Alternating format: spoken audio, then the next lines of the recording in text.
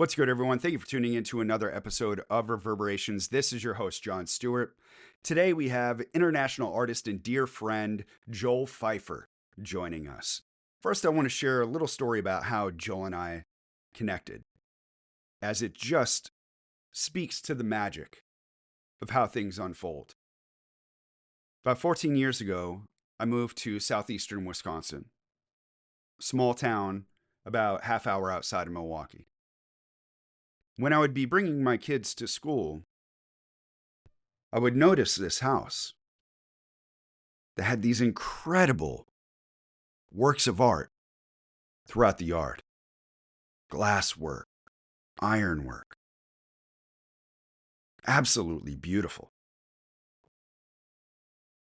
I'm like, man, I would really like to check that place out. And I've said this so many times. Every time I drive by it, I'm like, oh my God. So it was about 2 years ago. My daughter and I are driving past the house, and there's tons of cars in the driveway, down the street, people walking out in the yard. My daughter's like, hey, we should go. I was like, yeah, if it's a private party, I just don't want to burst in there. As magic would have it, not too long after, mutual friend of Joel's and I, who I didn't know at this time, Joyce Lynn, shares with me, hey, there's this guy, really good friend of mine, Joel Pfeiffer.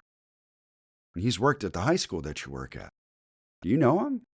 I'm like, no, his name sounds familiar, She's like, oh my God, you guys gotta meet. And I was like, okay, let's set it up. She's like, yeah, he lives, probably a couple miles, if that, from you. Tells me, he's an artist and so on and so forth. I'm like, hold on a second. I said, I swear I know I know the place that you're talking about. So I share, and she's like, yeah, that's it. I'm like, oh my God. I've got to meet this guy. She's like, yes, you do. So I get invited over, and Joel gives me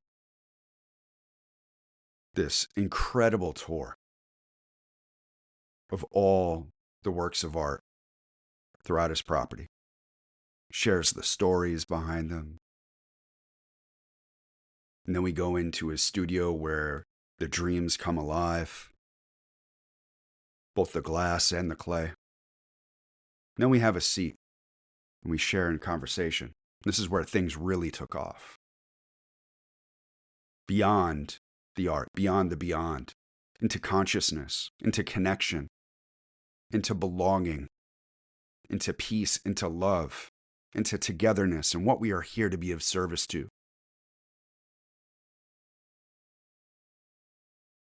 And my heart just bursted open. Such an incredible individual. And to learn of his journey and what he has accomplished through life. And how synchronicity has its way, how the magic has its way, how miracle follows miracle, and wonders never cease, as Florence Scovel-Shinn says. Joel has an incredible list of accomplishments over the years. Over 30 years as an educator, with awards both locally, nationally, internationally, public speaking engagements, custom and commission projects, and what I feel to be the most impactful are the World Clay Stomps. In 1989, in St. Petersburg, Russia, several thousand Russian citizens participated at the Peter and Paul Fortress on the Neva River stomping clay and creating a ceramic mural as a gift to the people of Milwaukee, Wisconsin. And in Milwaukee, Wisconsin, the American Soviet Mural Project gathered around 5,000 people at Summerfest grounds, creating lasting impressions of peace and friendship for the people in the city of St. Petersburg, Russia. Then in 1993, Share the Vision World Clay Stomp of Flagstaff, Arizona brought artists and musicians from 37 countries from around the world, creating a permanent work of art presented as a gift to the people of planet Earth at Prairie Peace Park in Lincoln, Nebraska.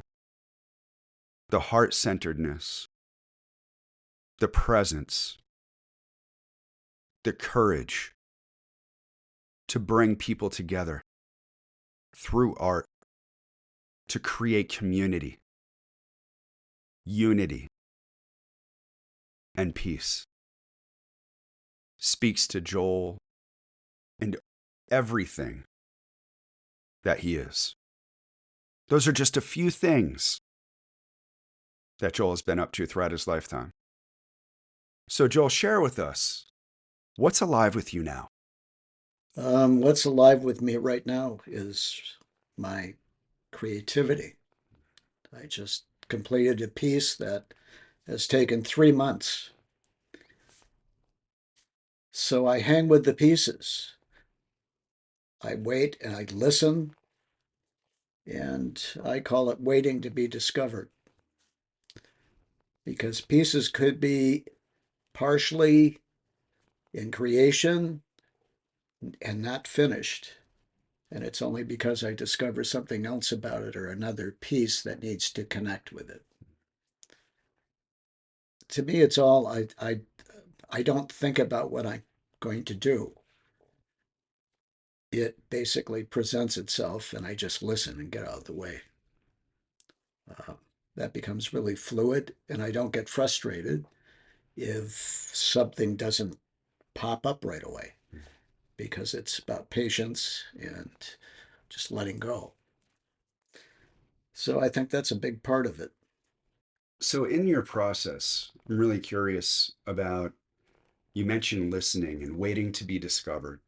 For a lot of artists, including myself, there can be the period of frustration that the idea is not coming. Right. So how do you navigate those times? Or actually, how have you navigated that? What has it that has allowed you to just sit back, to listen, to wait for the creation to create itself? I would say one of the huge experiences was during the pandemic. Mm. I was completely shut down in my studio. That was and there was a depression going on about what was going on, Hmm. of not connecting with people. And in fact, during that time, I lost several friends um, to COVID. But magic happens, I feel, that favorite saying of mine is you can't push a rope, Hmm. so you can't force anything that doesn't want to be there. So magic happened when one day I was on Marketplace and I just saw a table and I thought, gee, that's pretty cool. It's got glass in it. Maybe, well, I'll just get the table and see what happens. So I brought the table home, and the first thing I did was I took the legs off. And then because I'm a glass artist, I can make my own glass. So then I took the glass out. And that opened up a holy shift, let's call it. Um, this table all of a sudden turned into a wall piece. And the series was called When the Tables Are Turned, A New Frame of Mind. So to me, uh, when we allow ourselves and become present, we discover the magic that exists all around us. It's just about being awake. Yeah, that's presence is the key. 100%. Yeah. You mentioned one of your favorite quotes, or your favorite quote being, "You can't push a rope." And one of my favorite quotes from Toy Story is, "You can't rush art." Yeah. Same Yeah. thing. Yeah. And so, in this process of listening, how do you know when a piece is finished? Well, that's a great question. Uh, I've had pieces that were finished that years later I came back to Mm. and I took them apart and redid them. So I think things shift as we shift. And when your perception changes, anytime you sit in a different place and see something differently, it's completely different. Mm. And I think that's a big thing, not to get stuck from the way you see things, but to get out of the way and look at things from a different angle. It's kind of like you're riding your bike and you see a tree. Well, the question is that really a tree? And is there a backside to the tree? Because you only see one side. So it's multidimensional. I'm thinking of solid objects, but I think as we delve into consciousness, it's the same thing. Has your life experiences informed the way that you create art, or has 100%. yeah, Yeah. If I can dream it, I can create it. yeah. It's really that simple. Mm. In fact, I was writing a lot at one time before I got into art. And the last thing that I wrote is the simple person can make complex things simple. The complex person trips over the simple while looking for the complex. Isn't that the truth? That's when I decided I can't say it in words. Mm.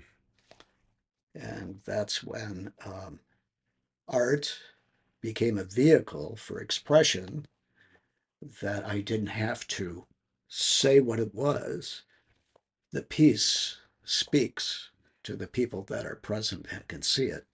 It's all about consciousness and being open, especially to anything that's different.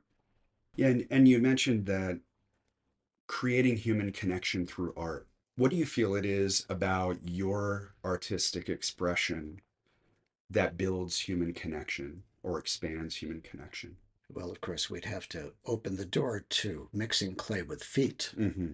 which was my immediate connection to community and inviting community to come in to participate. And when a experience like that takes place, it transcends communication. That the experience of playfulness and fun is what it's all about. And through that, a whole different connection, because you get dirty, Yeah. covered. And it's a common experience that people can, wow, have you ever done that before? So for me, my students, that was a must at the start of the school year. Mm. Uh, we'd mix 8-10 tons of clay in the parking lot at the high school. And amazingly, it would take a half a day to do all of that with 4 clay stomps set up, tarps. And of course, the kids loved it. And I wanted them to appreciate the connection of the material that they were going to work with, not to mention the impact of all their energy that became the clay, which they're going to use. And did you share this with them as far as like the dynamics of energy and putting your, Did I have to say that to them? No. did they feel it? Oh, 100%. Yeah. Oh, yeah. Yeah. No, it's something that's beyond words. I feel that everybody's ready to let go. Yeah. If there was a vehicle that they could be part of, but that's where the isolation comes in. Yeah. So that was, because I want to educate people and turn them on to what art is. Um, I've had so many magical experiences of transcendence, Mm. of language, age. One of my early clay stomps was at a retirement home that had a daycare center there, Wow. and we did a stomp together. And the oldest was 90 in clay, and the little kids. I love that. So there's really, to me, it's all about play. Yeah. Where did you get the idea from Clay Stump? 1974, Sheboygan, Wisconsin. Um, I needed some clay. And I've got some formulas from college. And I looked at the cost of clay that's already been processed and in bags. And I'm going, well, clay is probably what? 75% water weight? And water's pretty cheap. So I bought all the ingredients, laid out a tarp in my backyard, and invited my neighbors who I didn't know. And several came over, and that was my first clay stomp. Wow. But so that's when it was really unleashed Yeah. of realizing that it's fun. At the time, I needed help and I needed clay. So that obviously has expanded. Yeah. Just a little bit. Yeah, just a little bit. Yeah. So over the years, so 1974, Sheboygan. Yeah. Now the experience Mhm. is alive. That was, yes, that was the intro of doing just a couple clay stamps in my backyard. And then I needed more clay. So I decided to take it out of my backyard in Sheboygan at Brat Fest. And the intention was getting a lot of help with the clay that I was using for my own art. So a lot of people participated. They got dirty. They jumped in the river to clean off. But that was just the beginning of the calling of the magic of clay. Animals instinctively in the wild, if they have a wound, they'll go to clay and lay in it, and it absorbs the toxins and disinfects. Of course, you can eat clay too, and that also can uh, be beneficial for the body. So at this point now, you're having essentially like a spiritual experience with clay. Is that Yes. fair to say? Yeah. Yeah. Okay. Yeah. With these clay stomps, witnessing community coming together, Mm-hmm. especially in a period of time where there's a lot of social unrest, Which is pretty much the whole time. consistent, Yeah. Yeah. consistent. Yeah. What was it that led you to seeing these clay stomps Mm-hmm. as a vehicle for unification, as a vehicle for healing? Wow. So you're ready for this? I'm so ready for it. Being an artist and being and going to art fairs with my own work in 1976 at the Kohler Art Center in Sheboygan. I was a participating artist, and I was also demonstrating, not only throwing on the wheel, but a process called raku. Well, as I fast forward in this one, every art fair, there's always a great opportunity to see what other artists are creating. And the ultimate at an art fair is to see a piece and do a trade with another artist.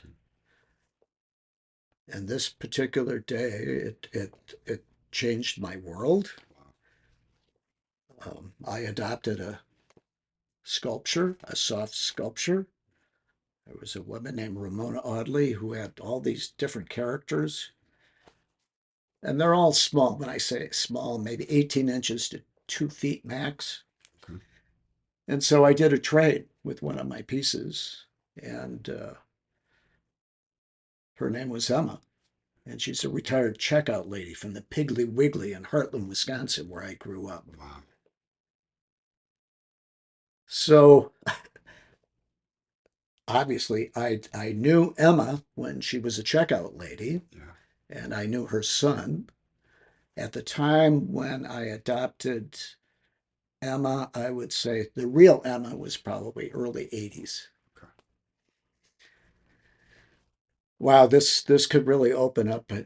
Well, you tell me how far you want me to go, because this was the launch of my international, you name it, explosion I think it's incredibly important to lay the foundation because one of the things that I know is people love the backstory. Yeah. People want to know what is it that made Yeah. you you. Okay. Yeah. And this is going to provide the perfect launch into where we are now and what Right. you're creating. I brought Emma home and realized there was something special about her. And rather than sitting her on a shelf like a work of art, I started taking her out drinking in Sheboygan with friends. And the magic happened. If you were with me and several others, and we would always go to a bar that no one had ever been to, and we would flip to see who would be bringing Emma in. So let's say you won that, meaning that you were going to bring Emma in. We'd go into the bar 5, 10 minutes earlier, get drinks, get a table, whatever. And then you would come in and go directly to the bar and order 2 drinks. And what we observed was just, it almost felt like slow motion. There's people sitting at the bar that clearly they weren't communicating with each other. But when you brought Emma in, everything kind of froze. And a person that was right next to another person would say, hey, and point over at you. Finally, after that, somebody had the nerve to come over and say, what's your act? Are you ventriloquist? What? And your response, I'm just taking my friend Emma out for a drink. And then what happened, it felt almost like a defrosting of some form of, of lightening up. And 15 minutes later, almost the entire bar was over, wanting to know about Emma, which then opened up the whole story of, did you have a doll when you were young? A G.I. Joe, a teddy bear? And amazingly, everybody did, and they brought it up. So it sent them back to a time of imagination and playfulness. Yeah. And that whole feeling, um, it created a vibrational frequency within the community. And after going out drinking with Emma for a whole year, my friend said, don't you think it's about time to get somebody for Emma? So I called Ramona, asked if we could do another trade and if she had any male dolls. And I'm going to fast forward this a little bit. Uh, Woody, a retired bus driver with a 3-year safe driving pin. He was a Rotarian. And so the whole idea came up about getting them together and maybe getting married. So the big question comes up, what do you do if somebody's going to, well, you get engagement pictures. So I went to the Sheboygan Press, and a friend of mine had already made a rainbow wedding dress for Emma. And so they were in a garbage bag because I didn't want them to get dirty until I brought them out. So the person in charge of photography for that, I said, my friends want to get their engagement pictures. And she said, where are your friends? I brought them out of the bag. Oh, no, there's no way. You're going to have to talk to the editor. I said, okay, where's the editor? up on the fourth floor. His office is up there. So I put them back in the bag. Went up there, and it was a real, uh, I would say maybe 15 to 20 people, and they all had typewriters. And his office was in glass. So I knocked on the door and introduced myself. And he said, "How can I help you?" And I said, "My friends uh, are getting married and they need their engagement." He goes, "Well, that's 2 floors down." I said, "No, I've been there." He said, "What's the problem?" So then I brought him out of the bag, and he was smoking a pipe at the time, and it dropped out of his mouth onto, and all the typewriters stopped. He said, "What?" "What?" I said, "These are my friends, Emma and Woody, and I'm the chairman of Community Unity, and they want to get married." So he thought about it and thought about it. He said, "If you can get anybody in the community behind you, will completely support you." Unbelievable. So the whole thing just it snowballs. Do you want me to continue down this road? Absolutely. Well, getting married, two dolls. What are some of the things that you need? Uh, well, let's see. We need invitations. We're going to need somebody to marry them. We're going to need a place to marry them. So somebody brought up, how about there's a new water feature right at the Mead Library, which has waterfalls and all. And I said, wow, that'd be a perfect place. So how do I go about getting permission? Well, you've got to go to the mayor. So I called up the mayor, never met him, made an appointment, came into his office, and Emma and Woody were in the bag. And I said, friends of mine want to get married, and the water feature's now done at the Mead Library. And he said, wow, you're the first person that has even asked about that. Where are your friends?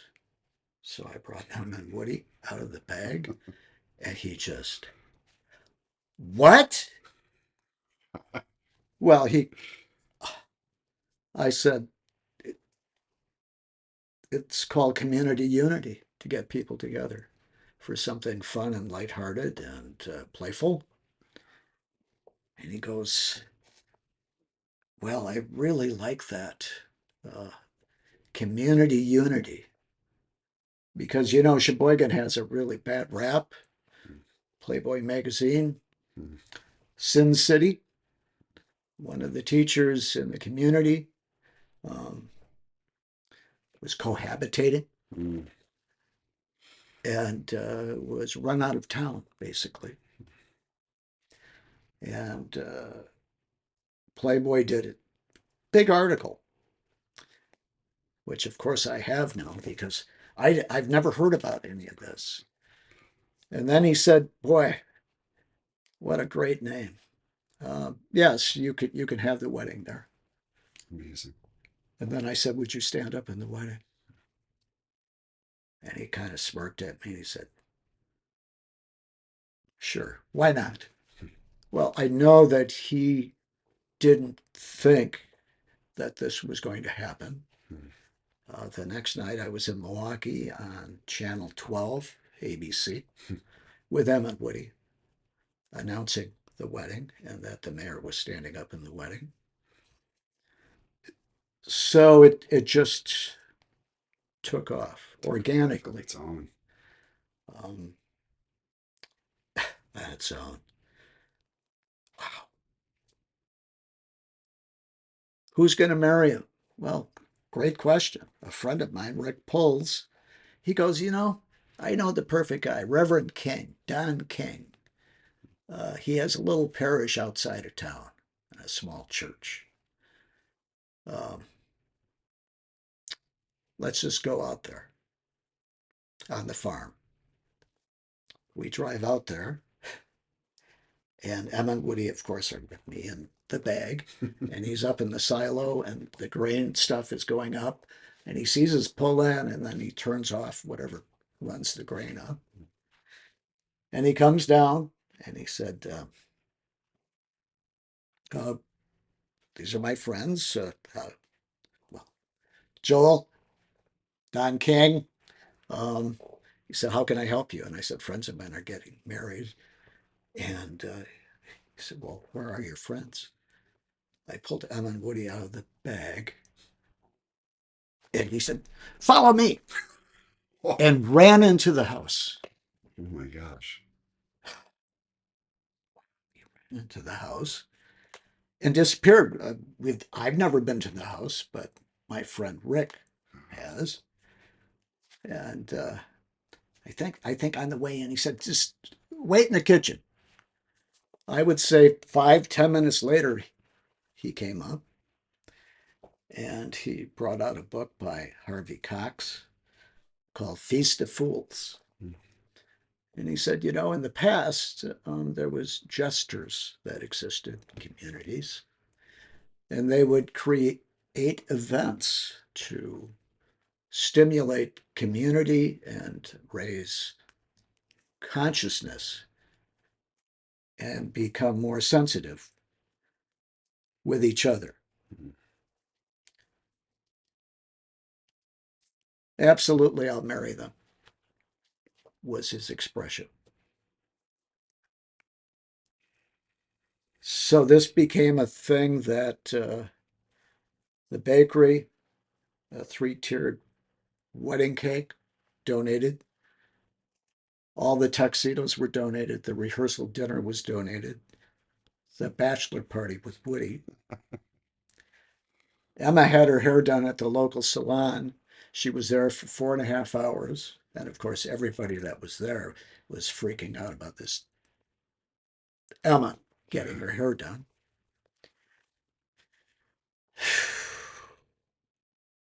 The junior high tech department, woods department, created a canopy for the event.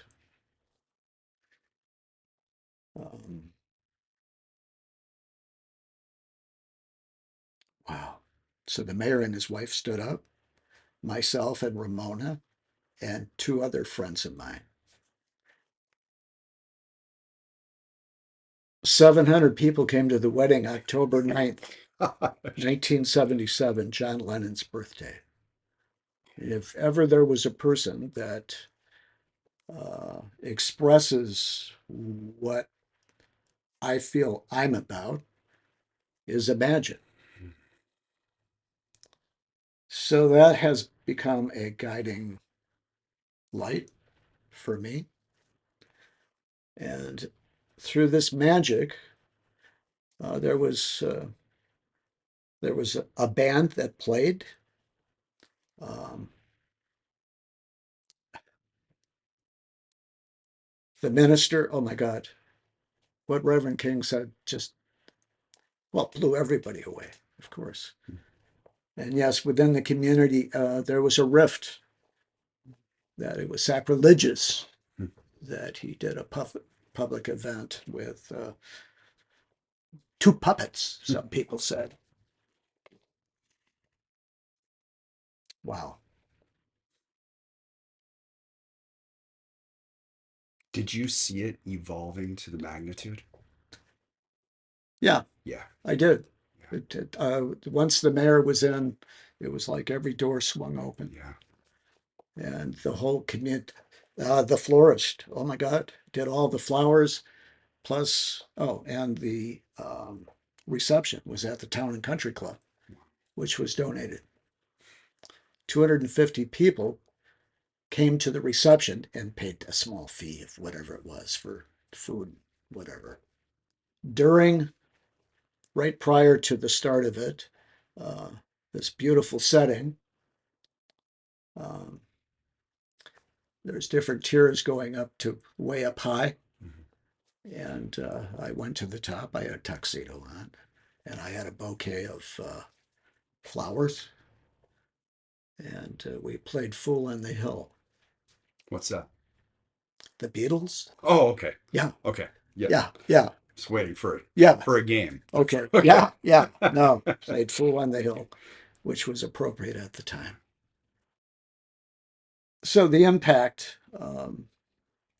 for me personally is that magic and fun and the connection with clay and community became obvious. Mm-hmm. That I could, Emma and Woody created an event, um, a nostalgic playfulness. People, um, some people dressed up as dolls came. Families, entire families came. So it was within that magic, that's when, for the first time, I began to see that the workshop that I'm in will no longer hold me. That particular event became so big it was on national television.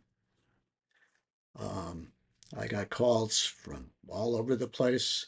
Where do Emma and Woody want to go on a honeymoon? Um, a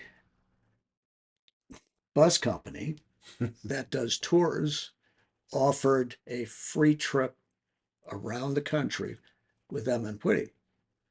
Well, I wasn't ready for that kind of commitment, so I passed. But we did get a invitation for the honeymoon suite in Door County at the Griffin Inn. So all of this was happening, and I could just feel an explosion that this dream, there's something to it. And Emma and Woody became that catalyst, the magic for that. In fact, this is a real stretch. Uh, my friend, Steve Fisher, um, this is hard to follow. Steve Fisher, his girlfriend's sister, was married to Marty Scorsese Mm-hmm. at that time. And then all of a sudden, I just see this expansion of what's possible. So we got a hold of them, his wife Julia, and told them about this crazy thing that happened because I felt that it's a film that's just so incredible. So they said yes, we could stay at their place, and I cashed in my teacher retirement, which I had 5 years of, and went for it. So we got there. Want me to keep moving? Yes, please. Okay. Um, Obviously had to get a rental car. And of course now, I mean, we know we have a place to stay. And what year is this? That's 1977. 70 cents. Yeah. So we got to Scorsese's house, and I'm ringing the doorbell, and I think I'm holding Emma, and Steve's got Woody, and it just keeps ringing and ringing. Finally, um, a woman, an attendant, I don't know what she'd be called. Uh, how can I help you? Oh, uh, we're expected. Emma and Woody and Julia. Um, well, they just had a fight and already flew to Europe, and you can't stay here. So, with everything that was in alignment, all of a sudden, this dream is getting foggy. So we scrambled to try to find some kind of connection. We went to TV stations. That didn't click. Uh, we did just about everything that we could think of. We ended up just stopping at a bar on the ocean. And it was a huge place, and there was only one person in the whole place. person, I mean, there's the bartender, walked back there to introduce Ellen Woody to her, and she was from Sheboygan. No way. Of course. Yeah, no, Of course. those throughout my life, I call them signposts, lights to know that it's all good. Keep It's moving. all good. Just, you know. So we struggle to, and one night, I know that certainly I was getting really depressed about, because when we left Sheboygan, we were on the front page of the newspaper with Em and Woody. Get ready, Hollywood. Here they come. So one particular night, pretty much the last night that we were there, of course, we had to get a hotel. Uh, I was drinking, and so was Steve, but we were meeting all these people on the ocean, and they fell in love with Em and Woody. Thought it was the greatest thing that they've ever heard, of course. And then when it was time to leave, uh, who's going to drive? So we flipped, and unfortunately, I won, and I backed the vehicle into a cement pole. Mhm. So we made back, but then it was time, of course, to go home.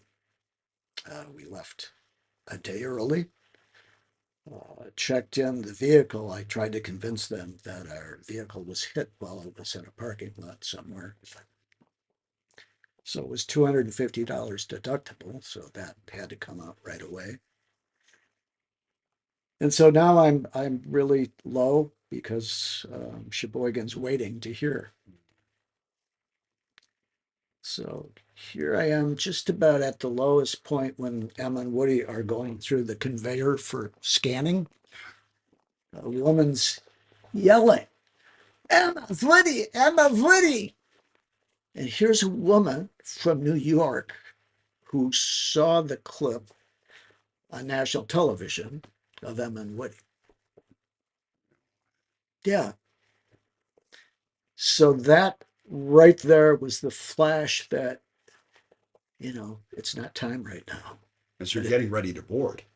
I mean, getting ready to go through. Oh, right. Well, exactly. Yeah. Exactly. So that was, I guess you could call it the light at the end of the tunnel of that, there's something so impactful here for me, of course, that affected the rest of my life.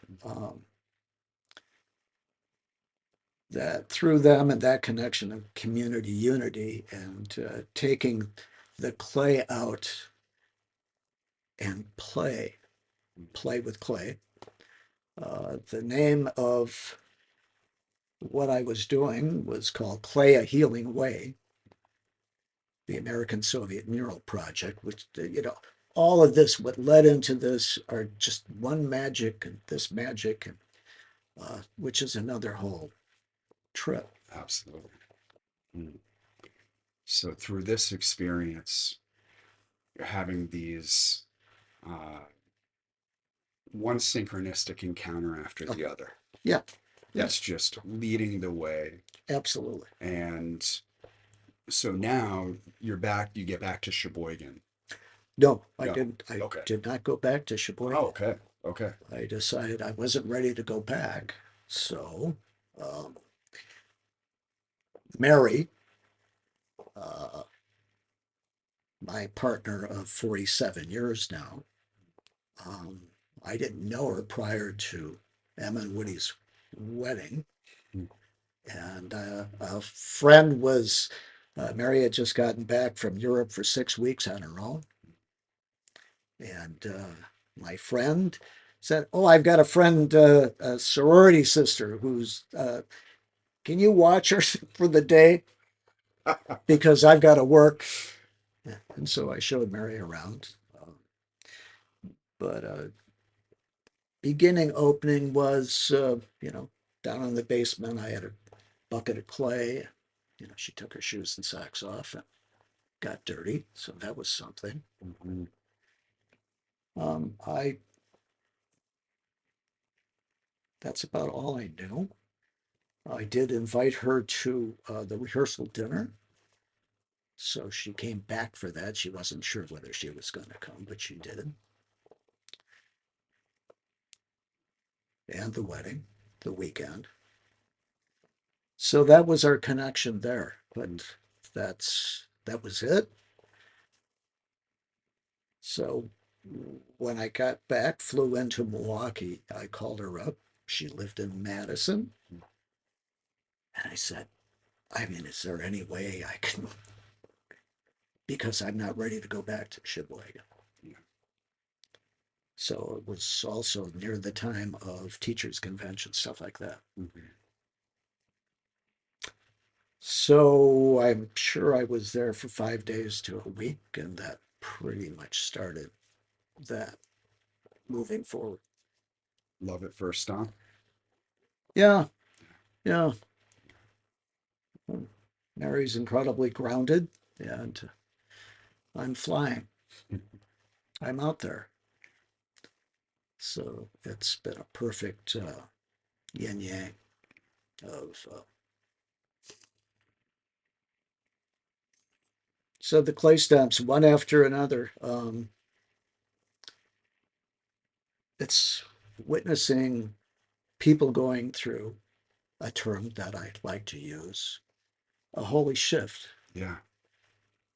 of putting people together that normally would not ever interact with each other, especially on that level of playfulness. And a favorite is doing facials, clay facials with liquid clay slip. I mix up a bucket of slips, so people just go.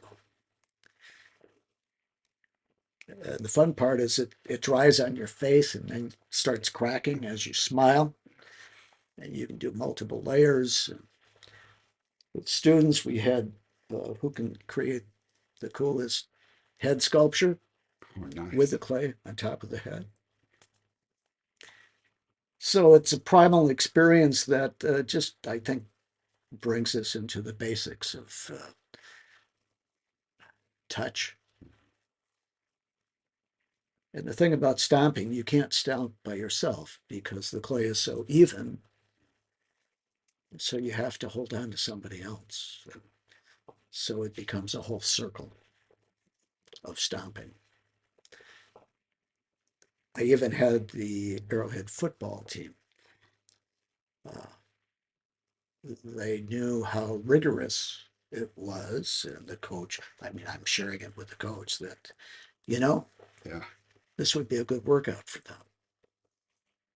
So, all these images that I'm talking about are coming up with flashbacks. But if you stomp for 5 minutes straight, you're worn out because the clay creates resistance, and it's got to be turned and more water added. And How long does the stomp usually go for? Is there a certain consistency that you're oh, going for? 100%, 100%.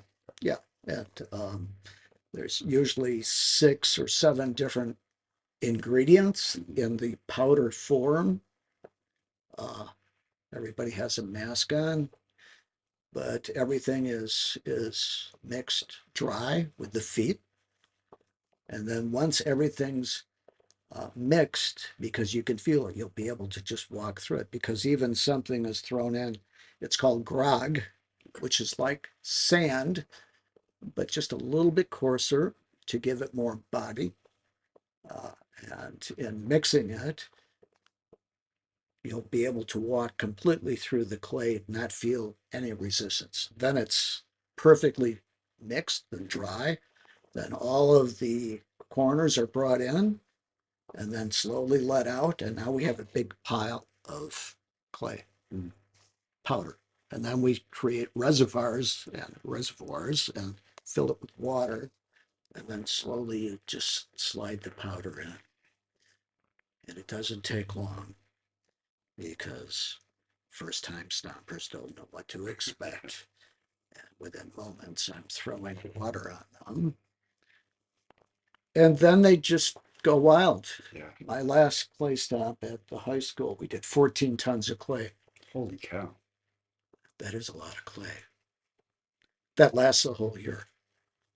And again, what's so significant about it is that within one morning, North Campus, uh, we we mix all the clay, we get it all bagged, probably 35-pound bags, and get it all in, and pretty much have things cleaned up by 12 o'clock, 1 o'clock in the afternoon. That's impressive. What it is. How many volunteers are putting and supporting with all that? My students, my ceramic students. That's amazing. It's a prerequisite. If you're going to work in clay, you got to mix it. So tell me a story about this. I mean, working at the high school, having connections with students, especially those that might be on the more reserved side, Yeah. or maybe they're experiencing some life challenges. Right. You're now having a clay stomp, and you have some of these students. Uh-huh. How do you see their shift of when they first come in to this experience to after? Well, depending on what year it was, I mean, it became a thing to take the ceramic class. Yeah, I bet. And so the clay stomp was something that was well acknowledged and supported by the administration, big time. Yeah. Because they knew of my international stuff that I've done. And I think that was part of the most significant part of my students, seeing that I don't just talk about it, Live it.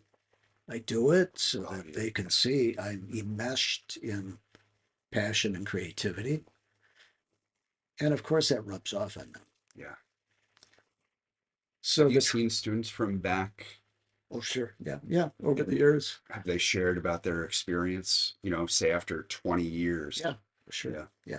That's amazing. Well, several of my students, in fact, 4, came to the World Clay Stomp.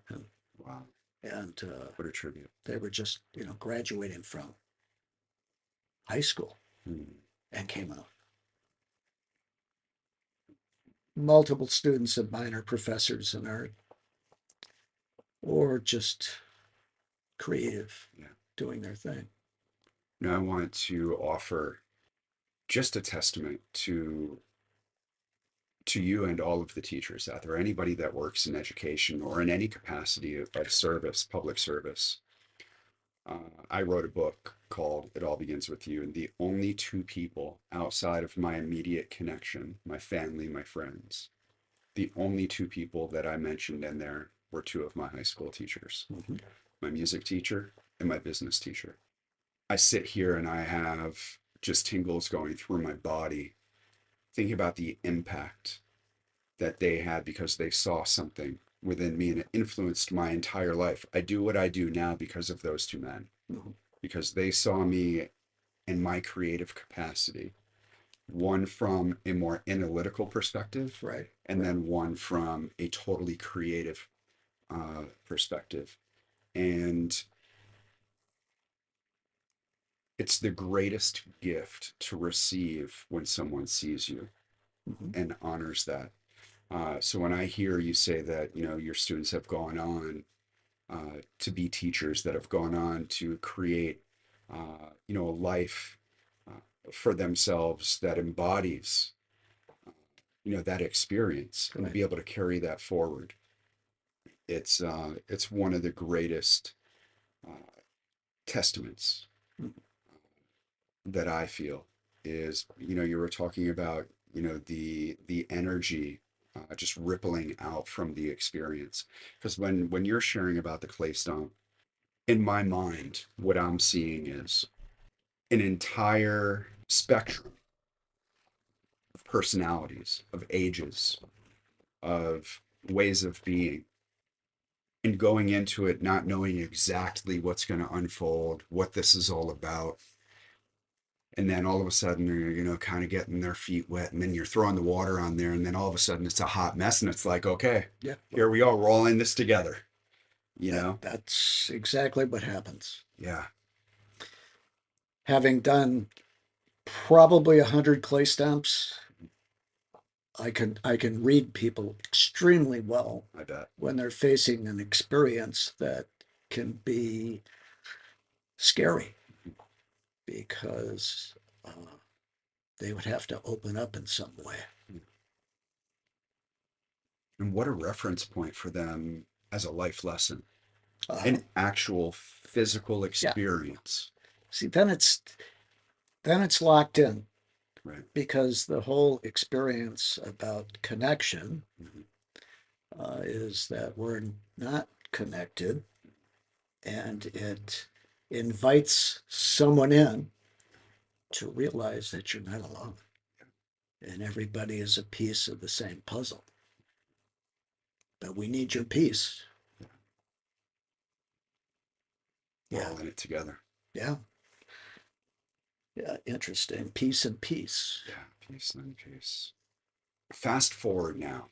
Okay. Here we are. Yeah. Right here. Okay. We're right here, right now. Okay. 2025. Yeah. Because what I am feeling from everything that you shared, there's a bigger purpose to all of this.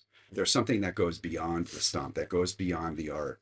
There's a constant theme of connection, a constant theme of unification, of community, Right. of love, Yeah. Yeah. and oneness That's that it. goes across all borders, Yes. continents, ways of being.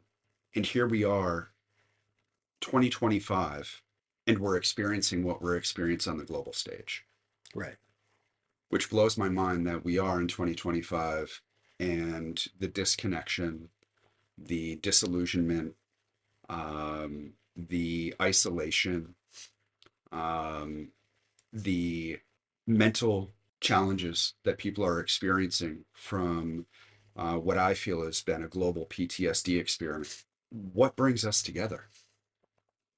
One of those things for me, and it's also potentially what I view as maybe the scariest and why it's been silenced over and over again, or it's been compromised, or it's been siloed, is art. And in our last conversation, when I was over at your studio, I felt such an activation in our conversation when you were talking about the piece that's in Nebraska Mm-hmm. and what the next steps are for that and what the significance of that is right here, right now. Right. Can you expand upon that a little bit? Well, the this was a World Clay Stomp that happened in Flagstaff, Arizona in 1993. And there's no internet at the time. 37 countries came, artists and musicians, to create a world mural as a gift. So the whole time that we are attempting to raise awareness of our global event, we couldn't get any coverage because Waco, Texas was going on at the time. And there was over 100 media outlets from around the world waiting for this disaster or whatever was going to happen. And we're waving our flag, over here, over here.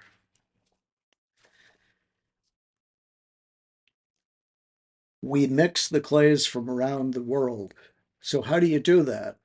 I called customs and I said, we want to bring in clay from around different countries. And they said, no. Uh, if you were to bring clay in, it would have to be sterilized, analyzed, da, da, da, da, da. Wow. So that went out the window. But a friend of mine who knew nothing about clay said, well, just have them bring in finished pieces. So that was it. Brilliant. So each ceramicist brought in 3 pieces. One was a gift to another artist. So they exchanged. Uh, Another one was part of a exhibition, national exhibition of the ceramic work. And the third one was a gift to the mother clay. And they brought up some of these beautiful pieces and then drop them and smash them. And then we had a grinder to grind it down almost like sand. And that was the mix from around the world. What's really blowing my mind right now is that for the first time in almost 33 years, I have been able to see what took place because two filmmakers filmed the entire thing. So I've had all of this footage in a box in the basement for 30 some years. It's all digitized now. So I get to, so it's blowing my mind Just because, the experience. oh my God. And how incredibly impactful it was. I can only speak for me, For sure. but the enormity of this mural and where's it going to go, we didn't know. And the Prairie Peace Park came forward because they were creating a peace park and they said, we'd love it. And of course, we were happy to find a home. So after, oh my God, And how big is it? 10 by 80 feet. 10 feet high, 80 feet wide. Uh-huh. Mm. Which square foot tiles, all made in large sections and carved and then cut up in sections. All fired in the Tozen Noborigama kiln, the only one in the Western Hemisphere. It's a 5-chamber hill climbing kiln. What does that mean? Well, a kiln, Mm-hmm. okay, wood fired Mm-hmm. chambers that go up the side of the hill. Oh. The Uh-huh. fire is started in the bottom, and of course, heat goes up. And this entire mural, plus it took 7 days to fire with 18 cords of wood nonstop. So just the other day, of course, for the first time, I'm seeing it. I mean, I was there, I was part of it, but to see what happened, What did that feel like when you first saw that? incredibly emotional. Yeah. Um, because Yukio Yamamoto, the builder of the kiln, there was only two in the world, and he built them both, and one in Flagstaff, and he built it for international connections. Hmm.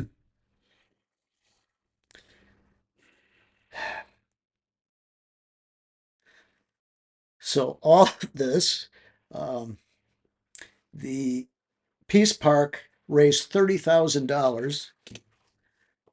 The mural was stored for an entire year, not together as a mural yet, all numbered. Uh, they paid $30,000 to build a wall 14 feet tall and 120 feet wide. And masons donated their time, and we installed the entire mural in one day. The mural has been up since 1994. The keynote was Ed Asner, Hmm. wonderful human being. My kids were young. Rafi, the children's singer, was there. I would say maybe 1,000 people for this. Well, after 8 years, they went bankrupt. The Peace Park. And then Maharishi International University bought the land and they were going to make a center there, which I'm going, perfect. Perfect. Maharishi died that year. Hmm. So they pulled out their plans and a developer bought the land. The prairie's still there. And 4 months ago, so no one's really interacted with it or seen it in 20 some years. Yeah. And 4 months ago, I decided I've got to move it. I've got to move it. What was the impetus for that? Was it just one of those jolts that just came to you and Oh, 100%. yeah. 100%. Not only as a reflex on what's happening around the world right now, but the fact that this vortex of creativity and is this gift to the planet. No one's ever seen it. Yeah. So it needs to be shared and documented. And I think within that, um, it's to me, it's kind of like crystals. Crystals, they can sit around for a while, but if you interact with them, they get charged. Mm. So this mural definitely is, it's been lacking love and support. So that's what I'm in the midst of. That's a big part of what's going on is that all the film is digitized. The music will be digitized next week. We had an audio engineer who all the world musicians that played there. Oh my God. Uh, so there's an incredible documentation that my goal is to certainly create the documentary of the making of it, Yes. which will supplement the actual mural where it lands.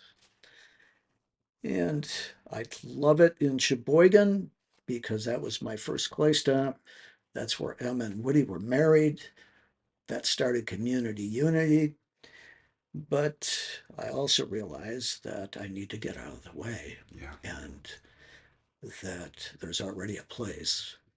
Just waiting to show up. Yeah, Yeah. yeah, it's waiting to be discovered. Waiting to be discovered. So I have, as somebody said to me, oh my God, that's got to be so overwhelming. And I said, I'll tell you what overwhelming was is to get 37 countries from around the world together at one time, at one place before the internet, and mix the clays from around the world and create this vision of connection. So this is the frosting on the cake. Yeah. In my perception, that now I get that. I mean, the cake has been made, Right. and this is the frosting. When was the last time you saw it in person? 20 some years. Yeah. Yeah. So for next steps, what do you envision for the next steps? Well, they're in process already. Okay. I've reached out to the Kohler Art Center, uh, which within the Art Center, there's also a museum called the Preserve, which is one of the most phenomenal museums I've ever seen in my life. And it's a museum that houses what you might call outsider art Mm. of artists that had no training at all. Um, Overwhelming. It's I'm sure I could go back 5, 6, 7 times, and because there's so much information, and it's kind of like meeting somebody in the raw state of pure essential creation that these individuals just did. They didn't have an art background. They didn't need one. They just had to create. So the Kohler Company has supported that and preserved artwork from around the world and brought into this so that it would be saved. So reach out to them, reach out to the Kohler Foundation. Uh, they're based in Sheboygan. Um, but the interesting connect that I did, it just came up because all this is coming up from 30 some years ago. The Kohler Company donated kill shelves, big ones, they fire toilets there and all that stuff. They brought a truckload of kill shelves and stilts at the firing site before we started. So that's just another one of those shifts, like, wow, color. Okay. So that's where I know I have to get out of the way because I can visualize the perfect place, Right. but I feel that the place will dictate where it goes. Yeah. So I'm And there's quite a process, I'm sure, to have that removed from the property, transported. major. I've looked into it, more than looked into it. The mural would have to be cut up in sections, probably 8 by 10 feet, um, which it can happen because there's also a cement backing on it. Mm-hmm. So the backing will go with it. Um, I mean, yes, it's a big deal, but it's not a big deal. Right. There's trucks that can bring it to the site where it goes, foundation where it could be prepared. I mean, just all this stuff. So I'm trying to get out of the way. I'm getting a quote and cutting it up and also taking down all the extra wall and so it will go back to prairie, whatever they want to do with it. But Yeah. so up to this point, I'm funding it. All of the trees have been removed, so now the mural can breathe for the first time. Um, I digitized all of the film. Um, it is kind of overwhelming, um, but I haven't put anything out there. Yeah. I haven't used social media, any of that stuff, because I want to be prepared when it happens. Mm-hmm. And well, you saw that little intro. Well, Yes. I mean, that was great in 1992. Um, I have a friend who, well, that's what he does, all of this stuff. So he's going to assist me. We'll put something really short together. And also, I will speak in presence that I'm the same 33 years ago person, but here I am today. Yeah. What does this represent for you on a personal level? What's your why behind this? I feel that it's a gift that needs to be shared. And would it feel like part of a completion for me? Absolutely, Mm-hmm. because once it's shared, I've done everything that I can do other than let it go, because then it will do, not do, it will be what it is. And each person that interacts with it will have a different story, because with it, there would be a documentary and sound and all that to know how it all took place. So even for me, just beginning to look at some of the footage,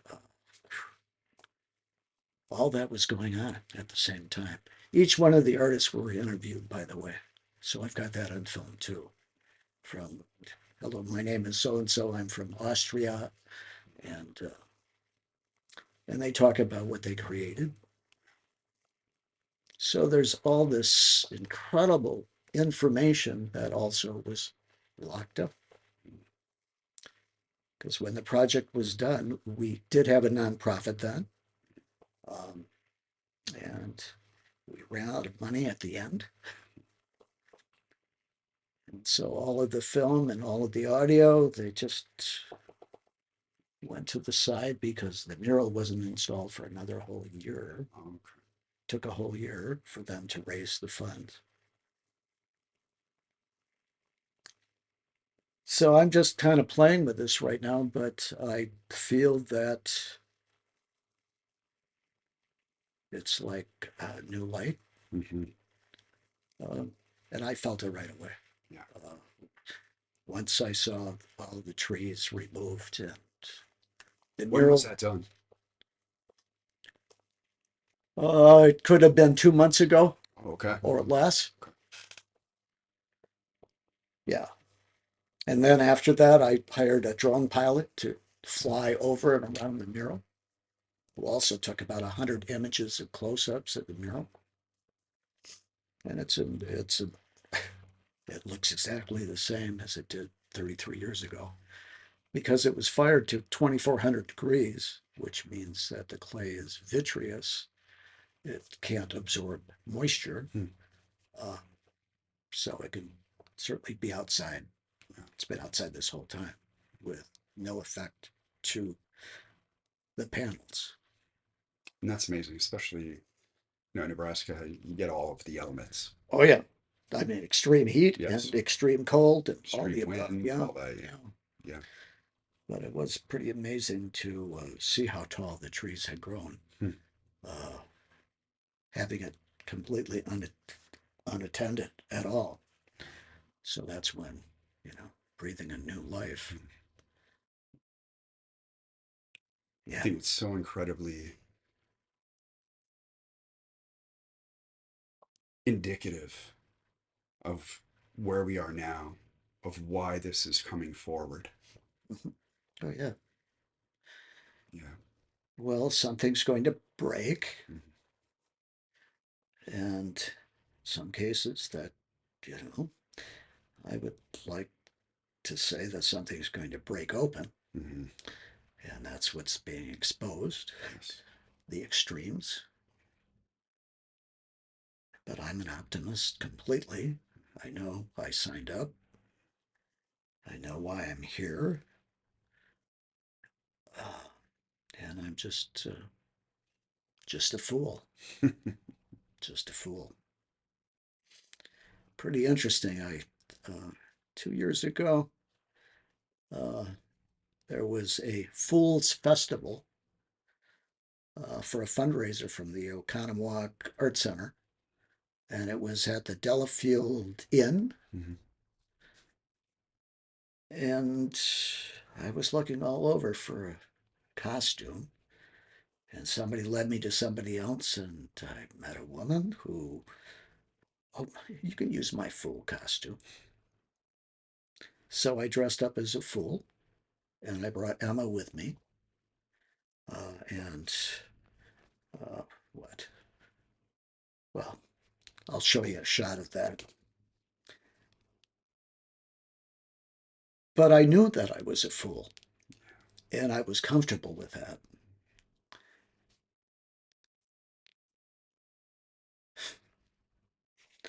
What a trip. Yeah, I've had so many magical experiences in my life. Um, I call it the magic of wonder. That anytime I wonder about something, I don't spend a lot of time wondering. I go into it and discover that's where the magic lies. Like the day I'm on the Great Wall of China and I'm looking off the edge and I see all these plugs, cores Hmm. down below. And I'm going, what? Well, going up the sides, there's metal bars and chains so that you have something to hang on to. And then, of course, it didn't take long for me to realize that they drilled the core into the floor and threw them off the edge. So I jumped off the edge Love that. and I grabbed a core. And I said to myself, do I have permission Mm. to carry this with me and to take this home? And the answer was yes. So I'm always open to something that is on the other side of the tree. Yeah. But that only can happen when you have a different perspective. and not maintain just one focus.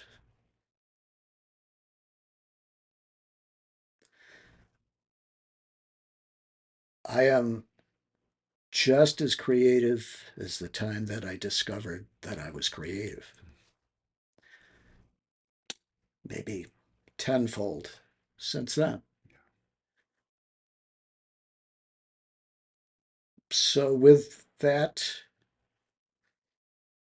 knowledge comes responsibility of the power that we have as long as we have wisdom and be present.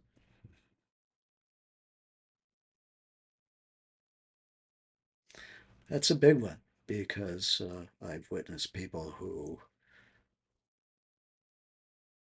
they're powerful and they have power, and then ego and other parts kick in.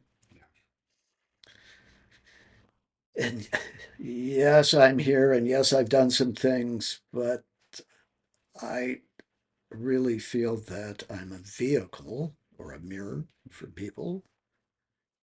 And for me, that's what art does, is that it forces an individual to see something that they normally don't see. And their reaction to it can either be openness and wonder, or it can be contraction and backing away because it has a gift. Mm-hmm.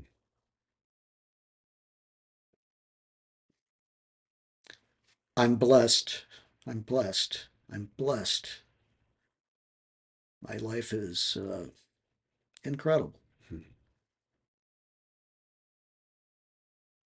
But it's through the magic along the way and all the lights and all the things that showed up that they defy any kind of logic, but magic for sure,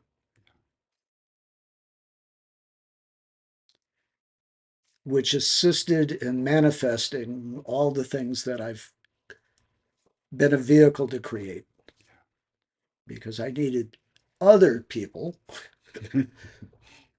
for me to stir things up. The interesting thing is here we have this mural, one work of art that 37 countries created. And a friend of mine, I don't know, it was a couple of weeks ago, said, I'll bet you there isn't another work of art that many countries came together to create one piece. That's the first time anybody's ever brought it up. And so I said, yeah, I don't know. I don't know. I would think that if there was something like that, I might know about it, but this happened and no one knows about it. But part of it is what we put out in the world. You know, The seed has definitely been planted that this is now here to see the light of day. oh, 100%. Yeah, Oh my God, yeah. just the feeling of I sent the pictures of the trees and stuff. Mm-hmm. Wow, breathing new life, Yeah. and the mural knows it too.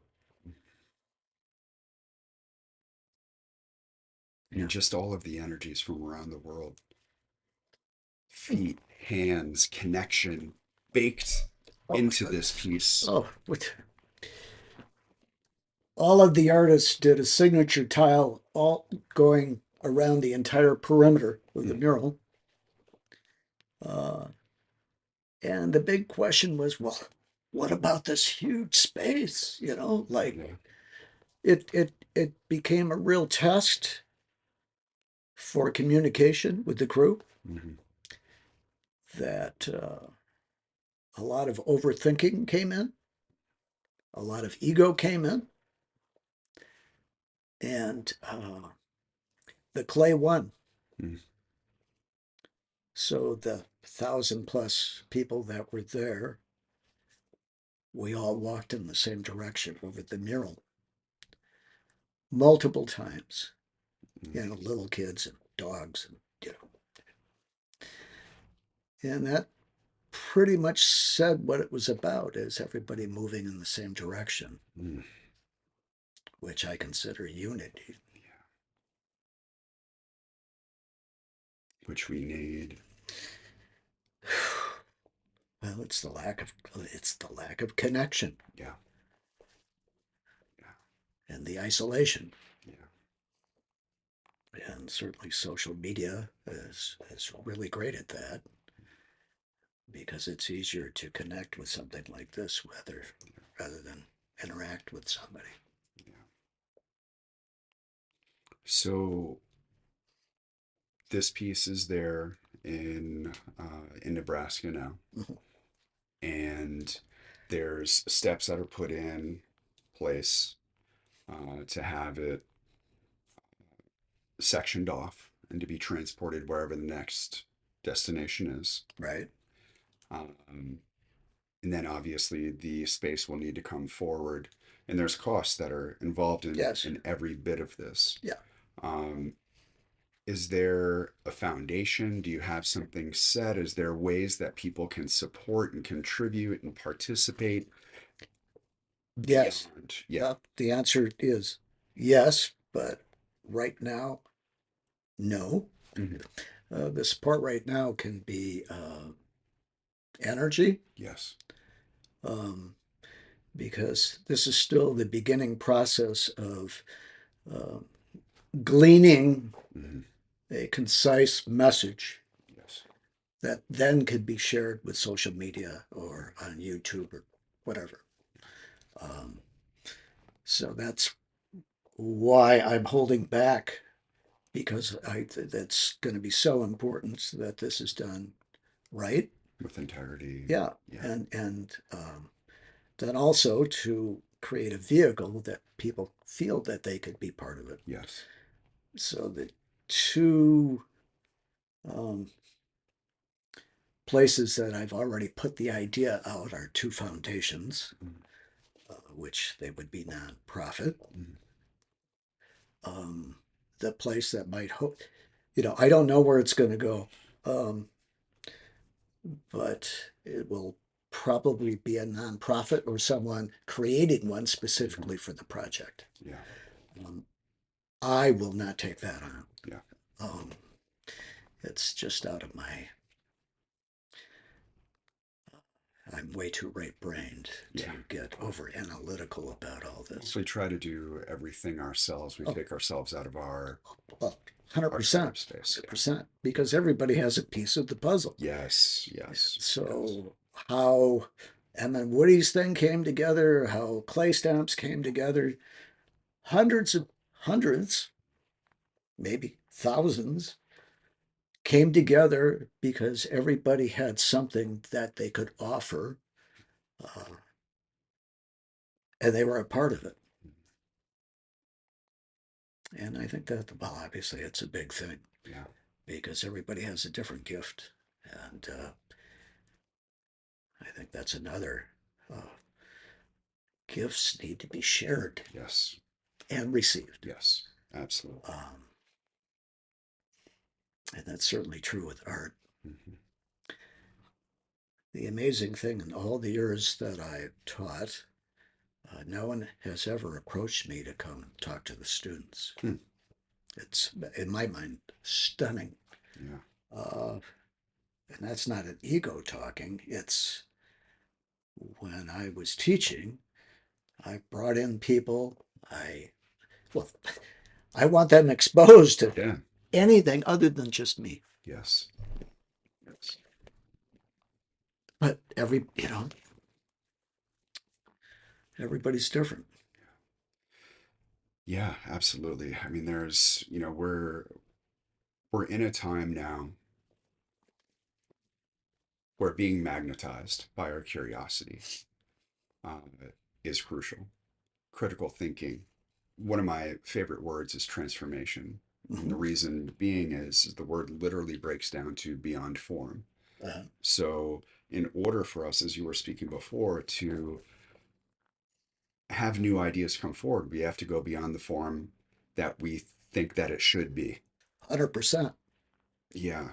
And so I really, one of the things that I valued, that we've been talking about, especially with, creativity and going over your studio and just having these,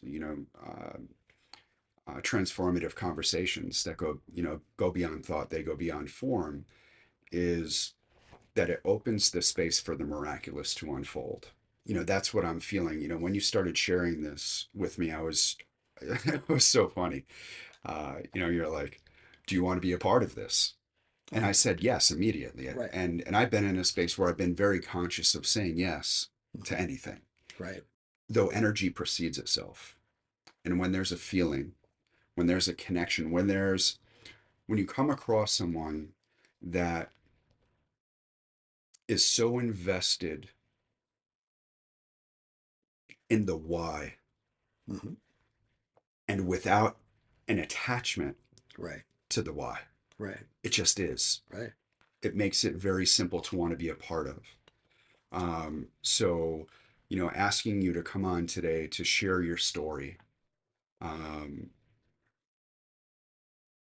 to open up to the possibilities of what's next because they're infinite and it's already happening. It's already done. Right. It's already done. Right. It's just a matter of the pieces falling into place. Um, so I can't wait to see what unfolds and how quickly Hmm. that it's going to happen in whatever timeline that is. Right. For me, there's no attachment to that with anything because once we try, one of the one of the favorite analogies that I have is if we hold on to a pen and we're just sitting there holding on to it, gripping because we don't want anybody to take it. It's my favorite pen. After a while, we keep on holding on to it. Our muscles start to loosen because we're holding on to that grip so tightly. Then all of a sudden, the pen falls because we can't hold on to that grip anymore. However, if we turn our hand around and we have the pen in the palm of our hand, somebody might come and take it. That's a possibility. Right. I could play into the fear of that. I could play into the loss of that. There's also the possibility that someone can come and they can put in a magic marker. They can come in, they could put in erasable pen.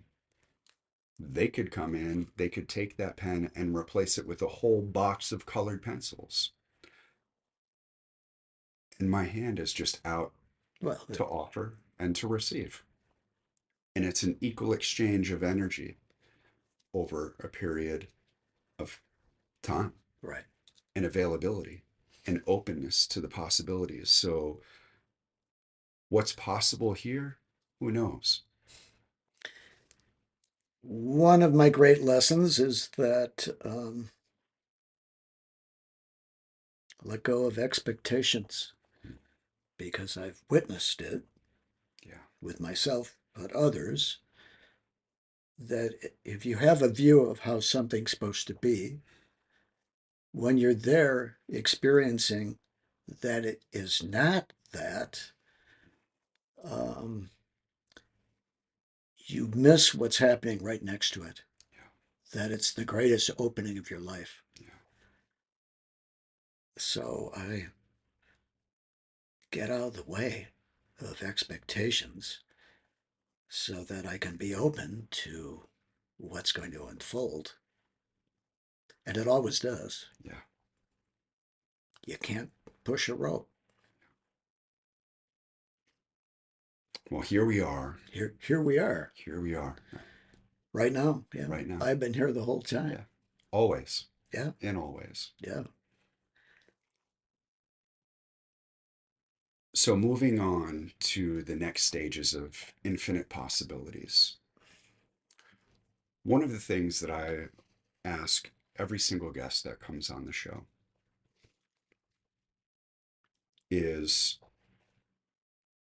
what is it that you feel that supports a more sustainable and harmonious human experience?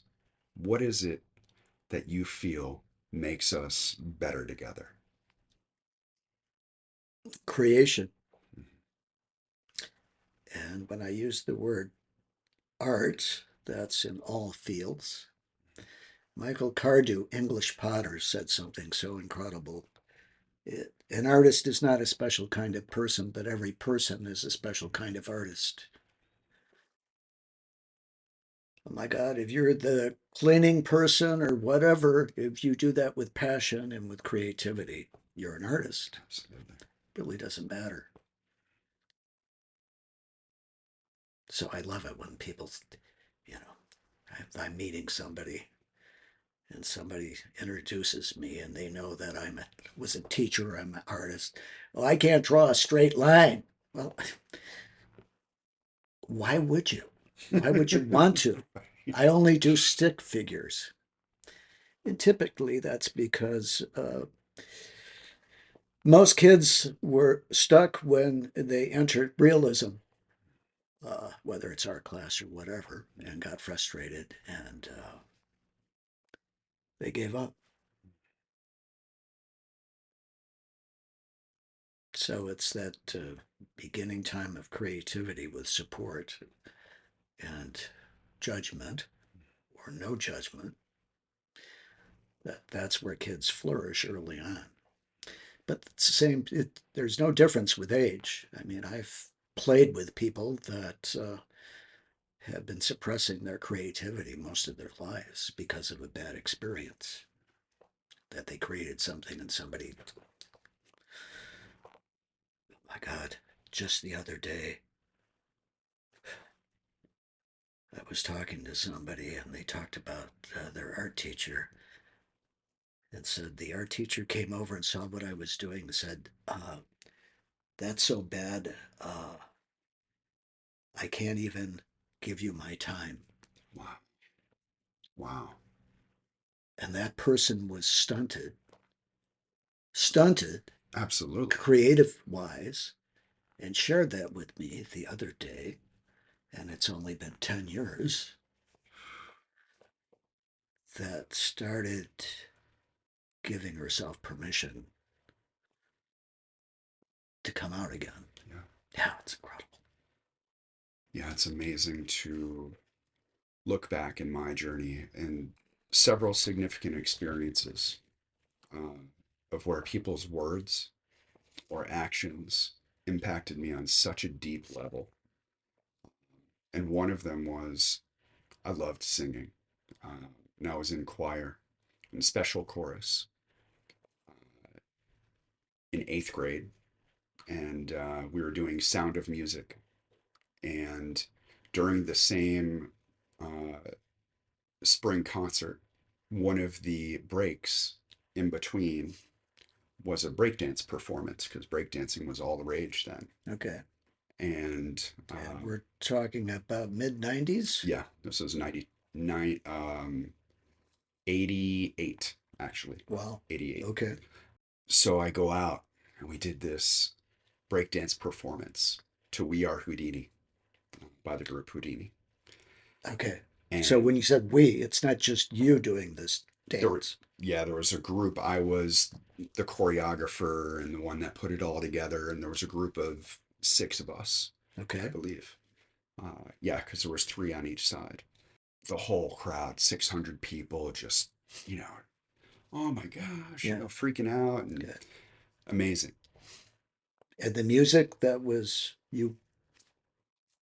you created the music or you put No. music of the day on? Yeah, it was a band called Houdini. Oh, okay. And the performance was to a song called We Are Houdini. Okay. So it was very, very magical.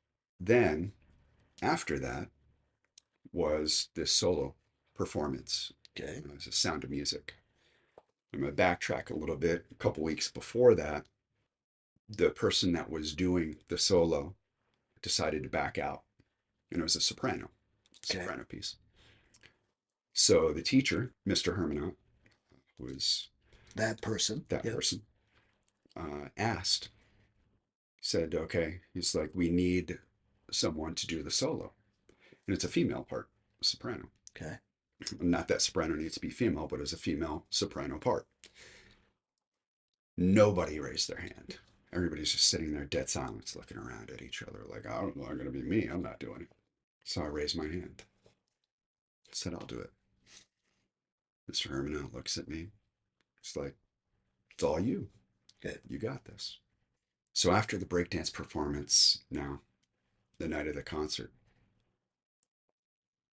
I'm riding this emotional high because I just choreographed this performance to a community that is culturally challenged. Mm-hmm. And I bring this breakdance performance, and the whole place is just lit up. Now I walk out onto the edge of the stage, sit down, the pianist begins playing, and I start to sing. Everybody's just dead silent. Didn't miss a beat through the entire performance, standing ovation, and I'm just, again, riding high. I get to school on Monday,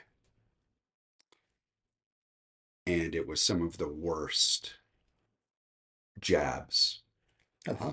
Oh, of course. And I vowed that I would never sing again. Good. Good.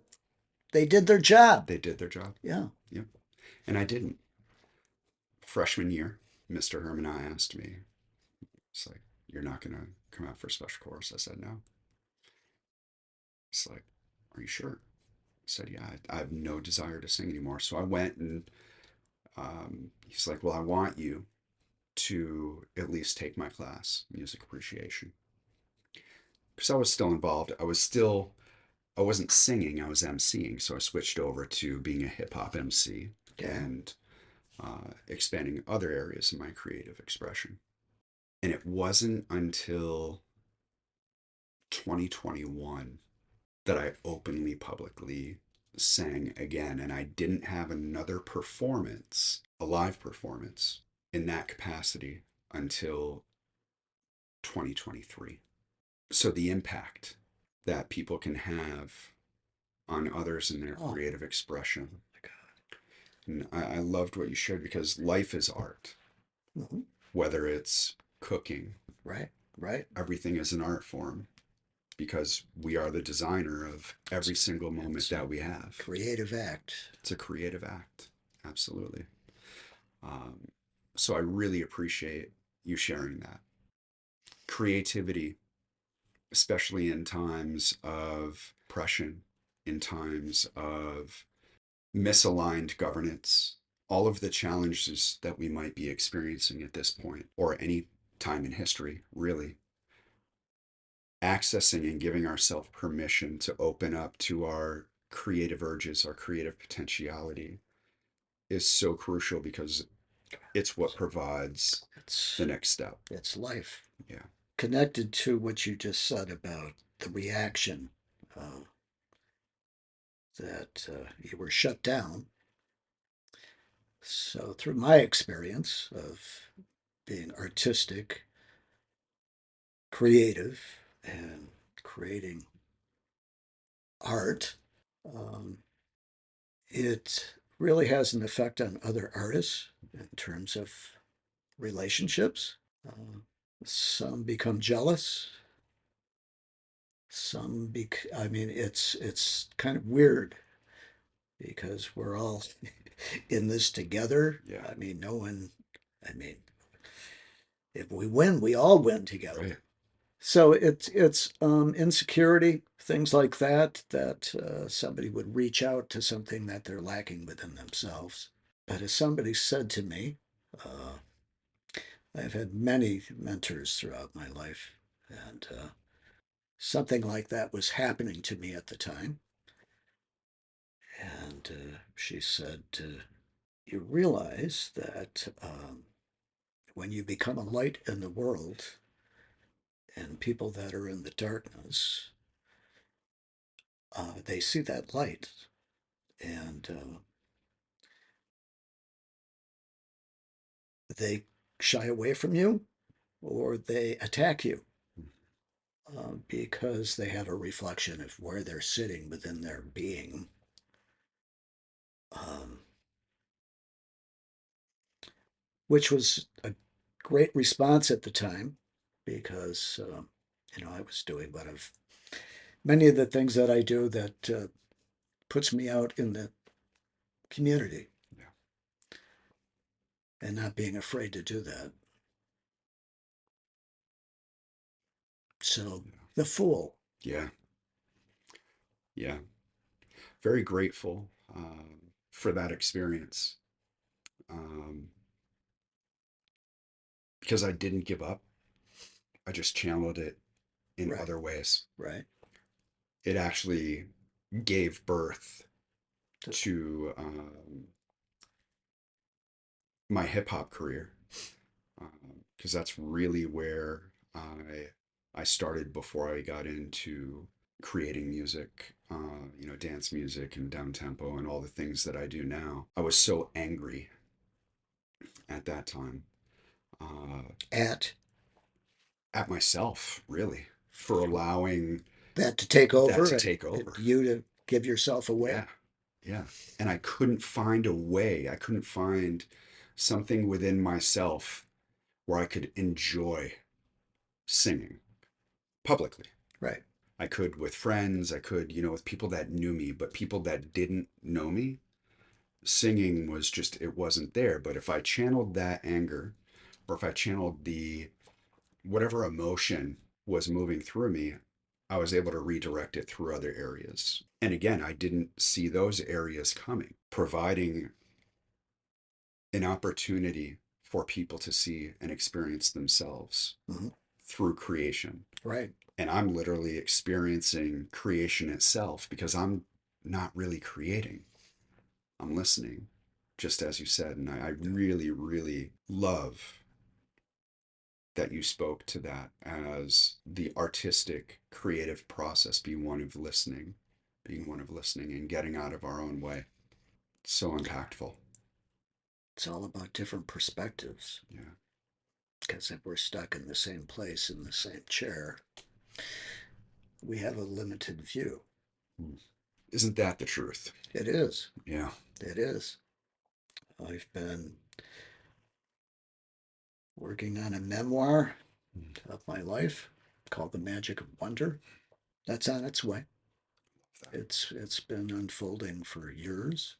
It started out with Em and Woody and wanting to share that and the story. Uh, but as a friend said, it's way bigger than Em and Woody. Yet, certainly they're a major piece of the puzzle. So I'm certainly looking for anybody out there that's a writer. I'm a storyteller.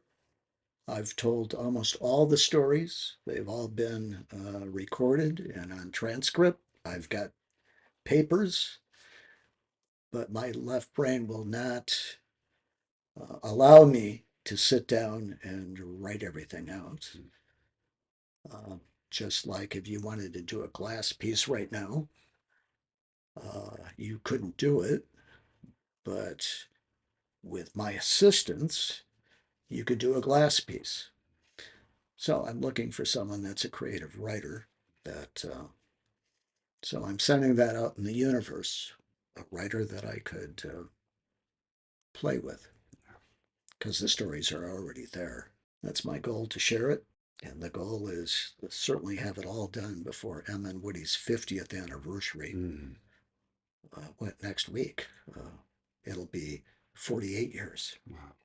Yeah. What a journey. Yeah. And it's still happening. Yeah. In some ways, does it feel like it's only getting started? Yeah. I think there's different stages to everything. They've always been with me, and there's times that even for a couple of years, they just, but they're my greatest teachers to take them out because I was fearless, and I am fearless because I don't care what people think, because Emma and Woody represent a mirror to playfulness, fun, creativity. So for me, when it's hard for me to move forward, that's what I do. Mm. I take them out. And yes, some people want to know the story or part of it. So they've been kicking me to remember, just to remember, don't forget the Fool on the Hill and the Em and Woody story. I mean, it's on film. Uh, wow. Went back for their 30th anniversary. And the mayor who stood up in the wedding, he was still around, and so was Reverend King. And again, Sheboygan opened their arms, and band members came back that played, live music. The Harbor Club, whatever it's called there, Mm-hmm. they opened it up for us in support of community unity. So I'm just going for the ride. Yeah. I'm not sure where it's going to go, but it's going somewhere, Yeah. and it's more fun not knowing what's around the corner. Yeah, that's one of the biggest lessons for me is no expectations, be present, be open and willing to do a holy shift. And interesting that the holy shift shirt. It certainly represents for me the symbol of getting outside the box, where all the answers exist in the universe, getting out of the thinking mind, and holy shift. So as I give shirts out, I don't sell them. When it feels right, I give it away, and the people that receive one they're a shifter. Because interesting thing, wearing the shirt out, it creates a shift. Certainly does. With everybody that sees it, and they wonder about it. Yeah. And only once in a while do I say, for people that I'm not, are hesitant. Oh, they're gonna just it's gonna wear holy shit, right? You'd spell it. So I, certainly share with them that it's outside the box. That's where it is. The instructions or the directions are on the outside of the box. It's not inside the Oh box. yeah, oh yeah, 100%. Yeah. Wow. Yeah, What a journey it's been. it's journey into oneness. Yeah. After my first journey in the Amazon rainforest, I was doing a medicine plant, and I had a person who was my assistant during my experience, which for me it was about 12 hours. Mm.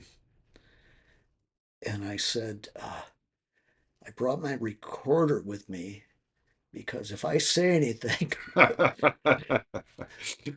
please record it. Well, I didn't say anything the whole time until the end. And I said, journey into oneness. Mm. That's all it is. Then the journey, it ends the search and begins the explosion of the consciousness of present. Yeah, it is. Yeah. What a beautiful, beautiful time together. Yeah. I really This is great. appreciate The first time I'm hearing your end, Hmm. not end, your beginning. Yeah. So it's cool. Um, Certainly, one thing that I've noticed through time is being a male, incredibly sensitive and intuitive, empathic, you name it. I do not have many male friends that are of that consciousness. So it's always wonderful to be able to interact with somebody that moves outside of the box and spend some time there. and then brings back what's discovered into the present moment to be able to share it with other people. Thank you. That has been my life experience. And us men, we need other men Oh, like that. And that's an invitation to anybody that's listening to this show is we need more man-to-man connection, right. more support, iron sharpening iron, and lifting each other up. I mean, humanity in general. I'm sure at this point our listeners have been Wondering what's what's going going on? on? Wow, that's really out there stuff. Or it's right It's in here stuff. right here, right now. Right. Because we're all really just figuring it out together. Yeah. So where can people connect with you? Where can they see your art? Where are you in the world that they can find Joel Pfeiffer? Well, everybody's invited to see my art in my home in Heartland, Wisconsin. I always am open to anybody that wants to be open to wonder about how'd that happen. Favorite question is, how long did it take you to make that? And my reaction typically is 45 years. Yeah. I mean, I have a website. It hasn't been updated, which that's something that I'm going to start playing with assistance. It's HeartRoots Art, heart in your chest, roots in the ground, art.com. So within that, the framework, I mean, people want to dig deeper, they can look into my history and some of the pieces there. Um, I'm hoping to get everything updated in the next month. I mean, really updated. Um, so right now, that's the main thing, or they could contact me.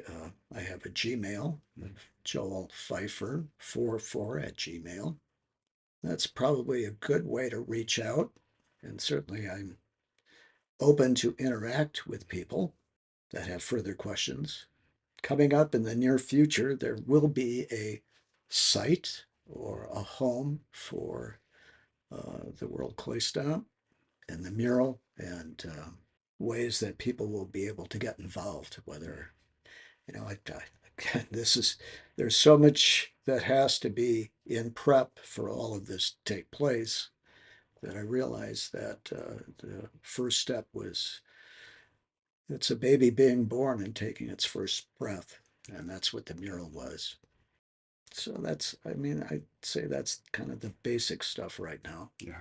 Well, thank you so much, Joel, for sharing about your journey and about your purpose, about your presence, about what's alive and the vision and how we can create and support a more sustainable and harmonious human experience. So please, to everybody out there, check out Joel's work at heartrootsart.com. Feel free to reach out to Joel at joelpfeiffer44@gmail.com. That's Joel, Joel, Pfeiffer, Pfeffer, 44@gmail.com. As always, it's such an honor and a pleasure to connect with all of you. Please do me a favor. Let's spread this message of togetherness, of creativity, of oneness the world over. And if you haven't subscribed to the channel yet, please do that as it helps reach more and more people to create greater connection, to amplify the love. And remember, we are better together.